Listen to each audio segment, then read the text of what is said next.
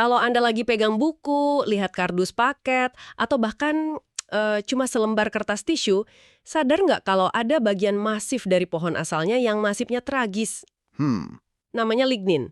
Sekitar 95% dari puluhan juta ton lignin yang dihasilkan industri tiap tahun itu cuma berakhir dibakar jadi bahan bakar murah. iya betul. Padahal, ini adalah polimer alami paling melimpah kedua di bumi setelah selulosa. Dan itu dia misi kita hari ini. Anda memberikan kami satu artikel tinjauan ilmiah yang sangat komprehensif dari Jurnal Materials terbitan 2024. Oke? Judulnya Konversi Lignin menjadi bahan kimia bernitrogen dan material fungsional. Jadi tujuan kita sekarang adalah membongkar gimana caranya sampah industri raksasa ini bisa disulap jadi material canggih bernilai tinggi. Disulap ya istilahnya. Betul. Kita akan bicara soal pupuk pintar sampai komponen biomedis. Ini seperti kisah alkimia modern. Mengubah sesuatu yang dianggap ampas menjadi harta karun terbarukan. Oke, ayo kita bedah pelan-pelan. Lignin ini apa sih sebenarnya? Kalau jumlahnya melimpah, tapi cuma dibakar, rasanya ada yang salah. Kenapa dia dianaktirikan begitu? Pertanyaan bagus. Secara sederhana, lignin itu lem atau semen di dalam tanaman. Fungsinya memberi kekuatan, kekakuan pada batang pohon, sekaligus melindunginya dari serangan mikroba. Oh, jadi dia yang bikin pohon itu kokoh ya? Tepat. Kalau selulosa itu ibarat kerangka bajanya, lignin ini beton yang mengisi dan mengikat semuanya jadi struktur super kokoh. Nah, masalahnya justru di situ. Loh, kok bisa? Tidak seperti selulosa yang strukturnya rapi, kayak untaian kalung mutiara gitu kan. Struktur lignin itu, gimana ya bilangnya? Jaringan 3 dimensi yang super acak dan rumit. Jadi bukan sekedar rantai panjang, tapi lebih mirip jaring laba-laba yang super kusut dan nggak beraturan nih. Persis. Analogi jaring laba-laba kusut itu pas banget. Dan jaring ini pun bahannya nggak seragam. Terbentuk dari 3 unit dasar yang berbeda. Oke. Ada unit P-hidroksifenil atau H, lalu guaiacil atau G, dan siringil atau S. Komposisi ketiganya ini beda-beda di tiap tanaman. Contohnya gimana tuh? Misalnya, kayu lunak kayak pinus, itu dominan unit G. Kayu keras seperti jati atau ek, itu campuran G dan S. Kalau rerumputan macam ampas tebu, itu punya ketiganya. Wah, jadi ini bukan satu zat tunggal, tapi lebih kayak satu keluarga senyawa ya. Lignin dari pinus bisa jadi beda banget sama lignin dari ampas tebu, gitu. Tepat. Karakteristiknya bisa sangat berbeda. Dan kerumitan ini ditambah lagi oleh proses di pabrik. Maksudnya? Cara lignin diekstrak dari industri kertas atau bioetanol juga menghasilkan jenis-jenis yang berbeda, yang biasa disebut lignin teknis. Ada 3 yang utama disebut di artikel ini. Apa saja itu? Pertama, lignin kraft. Ini yang paling umum, jumlahnya paling banyak dari pabrik kertas, tapi prosesnya keras, pakai bahan kimia berbasis sulfur. Jadi, lignin yang dihasilkan itu kurang reaktif dan warnanya gelap. Ah, jadi ini biang kerok yang 95% tadi ya? Betul. Ujung-ujungnya ya dibakar. Lalu ada lignosulfonat, ini larut dalam air, jadi biasanya dipakai sebagai bahan tambahan di beton atau pakan ternak. Oke, jadi sudah ada gunanya sedikit. Nah, yang ketiga yang dianggap paling menjanjikan adalah lignin organosolv. Sesuai namanya, dia diekstrak pakai pelarut organik. Organosolv. Prosesnya lebih lembut, jadi lignin yang dihasilkan lebih murni, bebas sulfur, dan struktur kimianya nggak terlalu rusak. Ini yang bikin dia jadi kandidat primadona untuk dimodifikasi lebih lanjut. Oke, jadi kita punya bahan baku super melimpah, tapi yang berkualitas bagus dan gampang diolah itu jumlahnya lebih sedikit. Rasanya ini kayak jalan buntu. Kalau strukturnya serumit jaring laba-laba kusut itu, gimana para ilmuwan bahkan tahu harus mulai dari mana untuk memodifikasinya? Apa ada semacam titik lemah di jaring itu yang bisa mereka manfaatkan? Itu pertanyaan yang sangat bagus, karena disitulah letak kejeniusan solusinya. Para ilmuwan sadar kalau mencoba mengurai seluruh jaring itu sangat tidak efisien. Jadi percuma ya? Betul. Jadi pendekatannya dibalik.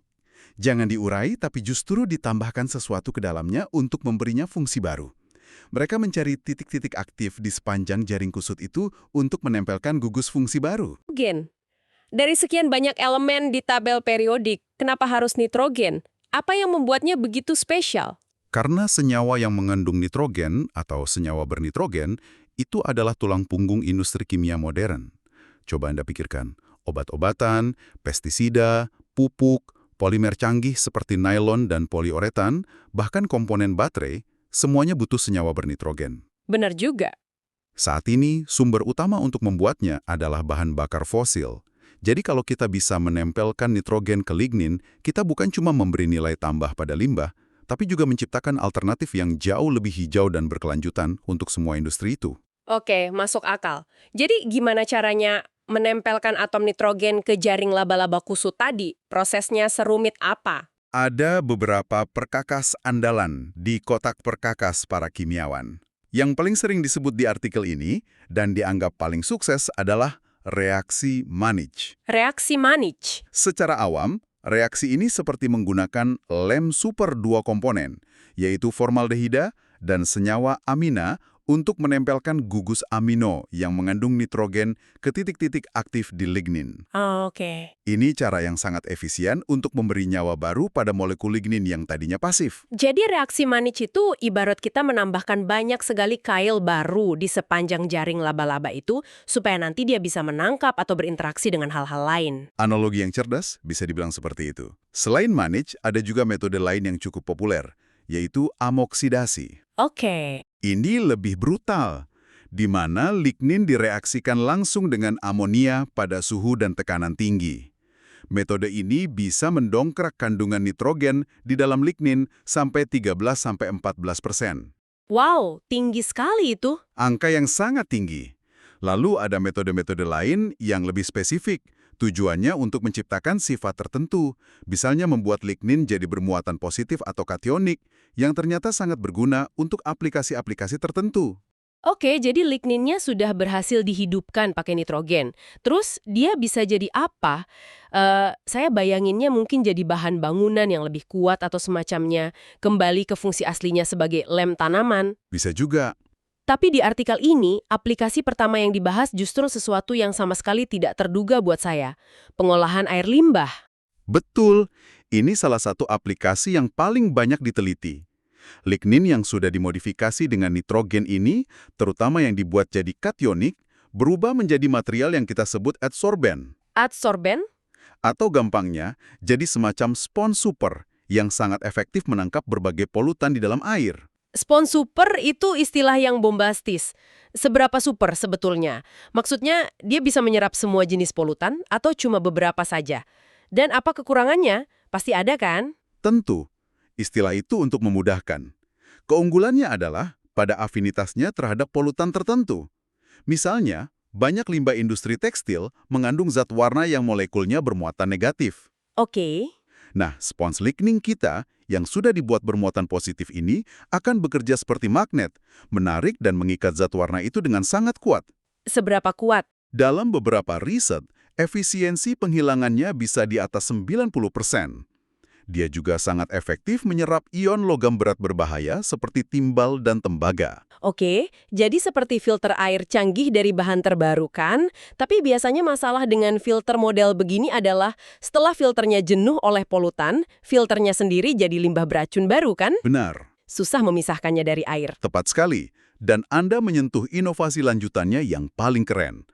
Untuk mengatasi masalah itu, para peneliti menempelkan partikel nanomagnetik besi TFE3O4 ke dalam struktur spons lignin ini. Tunggu, jadi setelah sponsnya selesai menyerap semua polutan, kita bisa menariknya keluar dari air pakai magnet raksasa? Persis. Ini solusi yang sangat elegan. Proses pemisahannya jadi super gampang, cepat, dan tidak butuh energi besar.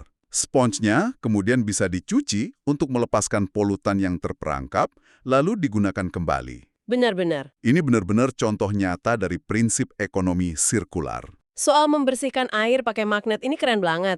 Tapi kalau kita bicara soal polusi air, salah satu biang kerok terbesarnya kan justru dari pertanian, dari pupuk yang larut di air sawar terus mencemari sungai dan danau. Benar sekali. Nah, apa lignin ini punya peran di sana juga? Anda membangun jembatan yang sempurna ke aplikasi berikutnya. Ya, lignin bernitrogen ini punya potensi besar sebagai pupuk lepas lambat atau slow release fertilizer. Oke? Masalah utama pupuk nitrogen konvensional seperti urea adalah efisiensinya yang rendah.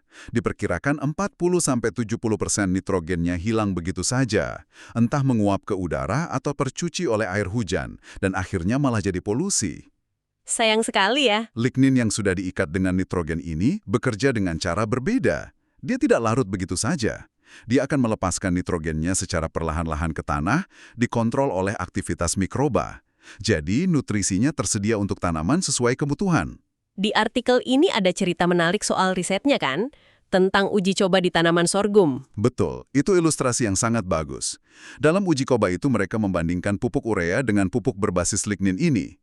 Di siklus tanam pertama, tanaman yang diberi urea memang tumbuh sedikit lebih subur. Wajar ya? Wajar, karena urea melepaskan semua nitrogennya dengan cepat, seperti memberi minuman berenergi. Tapi disinilah bagian menariknya. Gimana tuh?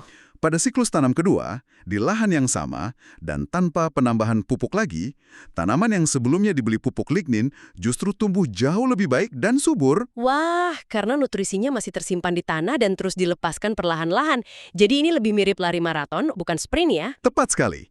Nitrogen dari urea sudah lama habis tercuci, sementara bank nitrogen di dalam lignin masih terus menyuplai makanan untuk tanaman. Ini menunjukkan potensi besar untuk pertanian yang lebih efisien, hemat biaya, dan tentunya jauh lebih ramah lingkungan. Oke, dari membersihkan air dan menyuburkan tanah, sekarang kita pindah ke barang-barang di sekitar kita. Di artikel ini disebut soal poliuretan, busa di sofa, pelapis cat, lem. Ini kan produk industri kimia yang masif dan hampir semuanya berbasis minyak bumi. Betul. Gimana ceritanya lem pohon bisa masuk ke industri ini? Poliuretan atau PU itu pada dasarnya dibuat dari dua komponen utama, poliol dan isosianat. Nah, lignin, dengan strukturnya yang kaya akan gugus hidroksil, secara alami bisa berfungsi sebagai poliol. Oh, begitu. Jadi, dia bisa langsung menggantikan salah satu bahan baku utama PU yang berasal dari minyak bumi. Para peneliti sudah berhasil membuat busa furnitur, perekat, hingga pelapis cat dari PU berbasis lignin dengan performa yang bersaing. Tapi bukannya proses pembuatan poliuretan itu sendiri punya masalah? Saya pernah dengar kalau isosianat itu bahan kimia yang cukup berbahaya dan beracun. Anda sangat jeli. Isosianat memang sangat reaktif dan beracun. Ini jadi masalah keselamatan kerja dan lingkungan yang serius di industri PU. Nah, Dan disinilah modifikasi lignin yang kita bahas tadi berperan lagi. Para ilmuwan mengembangkan apa yang disebut non-isosianat poliuretan atau NIPU. nipu. Dengan memodifikasi lignin terlebih dahulu, salah satunya dengan reaksi aminasi, mereka bisa menciptakan jalur sintesis PU yang sama sekali tidak memerlukan isosianat. Ini adalah lompatan besar menuju produksi polimer yang lebih aman dan berkelanjutan. Lalu ada juga aplikasi sebagai perekat dan pelapis bio. Ini sepertinya seperti kembali ke fitrahnya sebagai lem tanaman, ya? Bisa dibilang begitu, tapi dengan performa yang sudah ditingkatkan. Lignin yang dimodifikasi bisa diracik jadi perekat kayu berbasis bio yang sangat kuat dan tahan air. Wah, bagus sekali. Ini alternatif yang sangat menjanjikan untuk perekat berbasis formaldehida yang hari ini mendominasi industri kayu lapis, yang kita tahu punya masalah emisi zat karsinogenik. Betul. Selain itu, lignin juga bisa diubah jadi pelapis superhidrofobik alias anti-air. Bayangkan pelapis furnitur outdoor atau dek kayu yang bahannya berasal dari kayu itu sendiri. Tunggu dulu, tadi kita bahas soal pengolahan limbah industri, pupuk, lem kayu. Sekarang kita loncat ke bidang biomedis. Pembalut luka dan pembawa obat di dalam tubuh manusia. Ya, Rasanya ini lompatan konseptual yang luar biasa jauh. Bagaimana bisa material dari lem pohon yang keras dan kaku ini aman dan berguna buat tubuh kita? ini memang puncak inovasinya dan pertanyaannya sangat valid. Kuncinya ada pada dua sifat bawaan lignin yang luar biasa. Pertama, dia bersifat biokompatibel. Biokompatibel. Artinya, tidak beracun dan tidak menimbulkan reaksi penolakan dari tubuh manusia. Kedua, dia adalah antioksidan alami yang sangat kuat. Dengan dua modal ini, para peneliti bisa mengembangkannya untuk aplikasi medis yang canggih. Contohnya seperti apa? Contoh konkret yang dibahas di artikel ini adalah busa komposit yang terbuat dari nanolignin yang dilapisi propolis. Busa ini diuji coba sebagai pembalut luka canggih. Hasilnya, Hasilnya, luka yang dirawat dengan busa lignin ini menunjukkan proses penyembuhan yang jauh lebih cepat dibandingkan perban konvensional. Sifat antioksidan dan antimikrobanya bekerja sinergis untuk menciptakan lingkungan penyembuhan yang ideal. wow. Jadi bukan sekedar penutup luka, tapi aktif membantu penyembuhan. Jauh lebih dari itu. Aplikasi lain yang lebih canggih lagi adalah penggunaan lignin sebagai pembawa obat atau drug carrier. Drug carrier? Bayangkan sebuah taksi mikroskopis yang membawa molekul obat. Taksi ini terbuat dari lignin yang sudah dimodifikasi sedemikian rupa sehingga dia hanya akan membuka pintu dan melepaskan muatan obatnya ketika sampai di tujuan yang tepat di dalam tubuh. Oh, jadi dia pintar. Sangat pintar. Misalnya, ada sistem yang dirancang untuk melepaskan obat kanker hanya ketika mencapai lingkungan dengan pH yang lebih asam, seperti di sekitar jaringan tumor. Luar biasa. Ini membuka jalan untuk terapi yang lebih tertarget, lebih efisien, dengan efek samping yang lebih sedikit. Kalau kita tarik benang merahnya, ini luar biasa. Sebuah limbah industri yang tadinya cuma jadi polusi asap karena dibakar, sekarang sedang diteliti untuk menjadi bahan baku revolusi material hijau. Dari penjernih air, pupuk masa depan, busa sofa, sampai obat kanker. Betul sekali. Ini benar-benar pergeseran paradigma dari ekonomi linier ambil pakai buang ke ekonomi sirkular. Betul, tapi penting juga untuk tetap realistis. Walaupun kelihatannya menjanjikan banget, perjalanannya masih panjang. Sebagian besar aplikasi ini masih dalam skala laboratorium atau pilot. Tentu. Tantangan terbesarnya adalah bagaimana membuat semua proses modifikasi ini jadi lebih murah, lebih efisien secara energi, dan bisa dioperasikan dalam skala industri puluhan ribu ton. Pasti itu tantangannya ya, skalabilitas. Menciptakan proses ekstraksi yang menghasilkan lignin dengan kualitas konsisten juga masih jadi pekerjaan rumah besar. Tentu. Jalan dari riset di jurnal ke produk di pasaran selalu panjang dan berliku. Dan mungkin ini satu pemikiran terakhir untuk Anda renungkan. Artikel yang kita bedah ini fokusnya pada satu jenis modifikasi, penambahan atom nitrogen ke lignin. Hanya satu ya? Hanya satu. Kita sudah lihat sendiri betapa banyaknya pintu kemungkinan yang terbuka hanya dari satu kunci itu. Padahal, struktur lignin punya banyak sekali titik aktif lain yang bisa direkayasa. Benar juga. Coba bayangkan sejenak, kalau satu jenis modifikasi saja bisa melahirkan spons magnetik dan pembawa obat, apa yang bisa kita ciptakan kalau kita mulai menggabungkan lignin dengan elemen lain seperti fosfor untuk material tahan api, atau dengan silikon untuk material komposit baru? Mungkinkah kita sebenarnya sedang menyaksikan babak paling awal dari sebuah era baru di mana material-material paling canggih di sekitar kita tidak lagi digali dari perut bumi, tetapi ditanam, dipanen, dan diracik dari alam itu sendiri?